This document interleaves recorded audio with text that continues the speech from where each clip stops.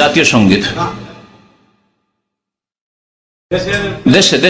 দেশের গুণ যদি অতিরঞ্জন না থাকে, হ্যাঁ, বাজনা ছাড়া হয় না। প্রথম কথা, আগে একটা শর্ত, কয়েকটি শর্ত বলেছি। বাজনা থাকবে না, শিরিক থাকবে না, বিদআত থাকবে না, ইসলাম বিরোধী কথা থাকবে না, আর অশ্লীলতা থাকবে না, তাতে যৌন সম্পর্কে কোনো কথাবার্তা থাকবে না। এই শর্ত সাপেক্ষ। এগুলি যদি না থাকে, বাদ্যযন্ত্র ছাড়া হয়, আর যদি দেশের শস্য শ্যামল ফসল ভরা আমাদের দেশ ইত্যাদি এরকম যে কবিতাগুলি আছে, কোনো অসুবিধা নেই, কিন্তু প্রশংসা করতে করতে আমাদের দেশের মতো পৃথিবীর কোন জমিন নাই, তার মানে মক্কা মদিনাও নেই, তাহলে এগুলি অতিরঞ্জন বাড়াবাড়ি হয়ে যায়।